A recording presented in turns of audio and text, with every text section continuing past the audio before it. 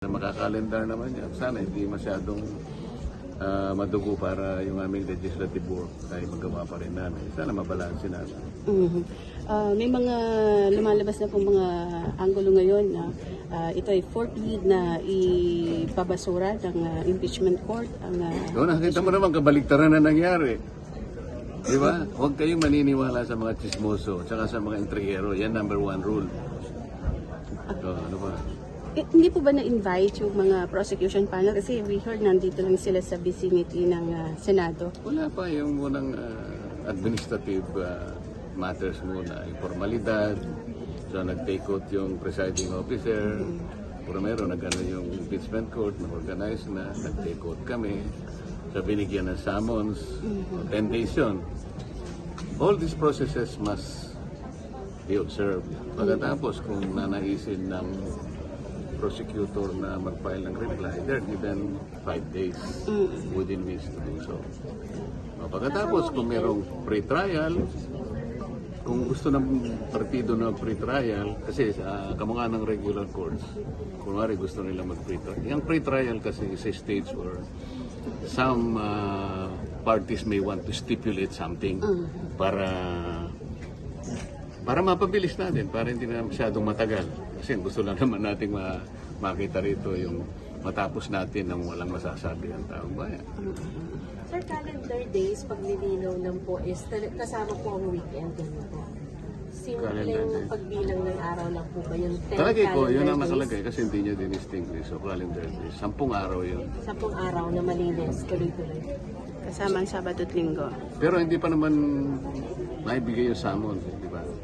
Yan, ano pa. Kasi yung notice ng yung writ ng summons kasi ipadadala yon at least 3 days before yung takdang araw na magsisimula. Anong stage po nung impeachment trial yung haharap na si VP Sara? Pagkatapos na siyempre ma-connect yung issues. Ito nga, di ba sasagot muna siya kung gusto naman ng House na mag-reply, 5 days sila. So, and then, doon tayo mag-uumpisa na. Sir, magandang hapon. Kayo ba ulit sa Blue Parang Ribbon? kilala kita. Kayo ba ulit sir sa Blue Ribbon? And anong future ng flood control probe under the new leadership, sir? Ano ba yung Blue Ribbon? Yan ang ano eh, no? Yan ang pinakahihintay nila, di ba? Let's not preempt the Senate President. Nasa sa kanyang ano yun, nasa sa kanyang mandato. Kung anong call niya, di ba? May attempt ba talaga na recruiting yung ibang nasa majority ngayon? Oo naman. Yan, sila umiikot, minuto eh. So it's a failed coup. A failed coup d'etat. Hindi naman natin masasabing po. Nag-ano pa lang naman sila eh. Kayo naman. Halimbawa ikaw. Alam nilang hindi ka, alam naman lang matatag ka. Hindi na nila pupuntahan. Yung alam nilang merong vulnerabilities. Yung pwedeng takutin. Diba? Kaya lang, ewan ko kung matatakot nila. Alam mo sabi ko sa mga kasama ko. Ito sabi ko, I just have to paraphrase what Senator Camille said on Wednesday night. Kasi nakita niya talaga, na-experience namin kung ba't kailangan gawin sa Senado. They have desecrated the Senate crowd. Hindi nangyari sa buong kasaysayan. Sabi ni, hindi ko nasasabihin yung sinabi niya. Pero ipaparaphrase ko. Sino man sa atin ang kakalas sa ating grupo. Pagkatapos na nakita natin na nag-alay ng buhay ang isa sa atin. Sa palagay ko, mas masahol pa siya kay Judas. Alam mo kung bakit? Sasabihin ko sa inyo. Si Senator Bato, hindi niya kailangan dumating ng araw na yun. Ako, wala akong expectation na darating. Can you imagine kung nahuli siya? Nahuli siya utilizing a search warrant coming from a court which has no longer jurisdiction in this country. Yung sinasabi ng mga kasama ko, well, para sumulong ko na lang. Anyway, you can exhaust all remedies under the law. What remedies are you talking about?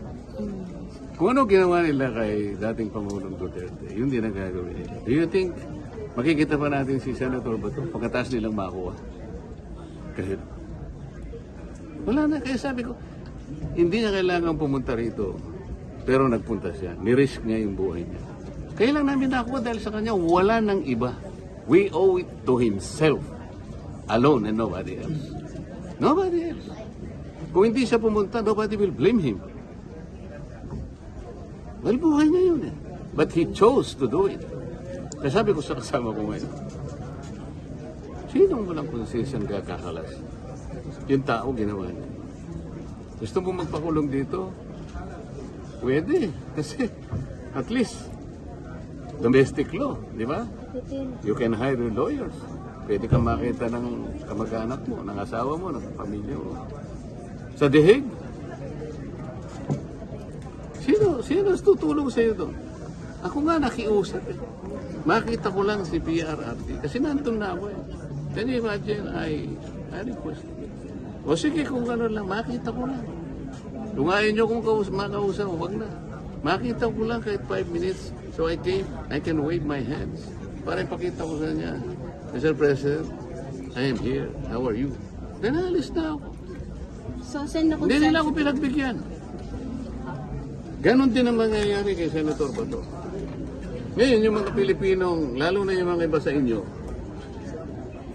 I'm sorry to tell this, lalo na yung mga iba sa inyo, hindi naman lahat, nabayaran. Kailangan sabihin ko to. Akala nila yung warrant of arrest can be enforced. Wala na tayo membership sa ICC, nasa Rome Statute. Without the treaty, what will be the legal basis of a warrant of arrest? You tell me. Huwag kayo nagpapapaniwala doon sa mga din, mga abogadong nagsasalita ng salita. Nililin lang nila ngayon. Anong pinaglapalagi lang sinasabi? Paikot-ikot sila sa Section 17 of Republic Act 1951. Bali-baligtarin nyo doon. Sinasabi niya lahat. Gagawin mo lang. Isurrender mo or blah blah blah in accordance with extradition laws and treaties. Meron tayong extradition law? Wala. Meron na tayong treaty? Wala. Anong basis ng warrant of arrest? As simple as that. Is there an automatic domestic instrument that will bind our country with that of ICC? You tell me. Senator, sabi po ng OSD, di ba, enforceable. Bili ka dito, hindi kita nakikita. Sen, after nung what happened on Wednesday, sa tingin mo na solidify lalo yung majority? Na-solidify na-solidify yung ang samahan majority. ng After nung At what happened on nakonsensya ba si Senator Mikan? I don't know. Sinabi ko lang yun because yun ang totoo eh. Sabi ko nga, ito lamang ang takeover na walang blessing sa Malacanang. Lahat ng takeover may blessing. Pero ito, hindi nila alam to. Ang tao nagbuwis ng buhay, yun ang importante. Buhay niya yun. So, Paano mo i-disregard yun? kaya ba Kaya mas masahol pa kay Judas yung maghuhudas sa amin. So, nakonsensya si Senator Mix kaya Wala akong sinasabi. Wala akong Sabi niya sinasabi. kanina, Wala akong sinasabi. Tama na po, okay naman. Sen, thank you so much. Ano? Sige, ano?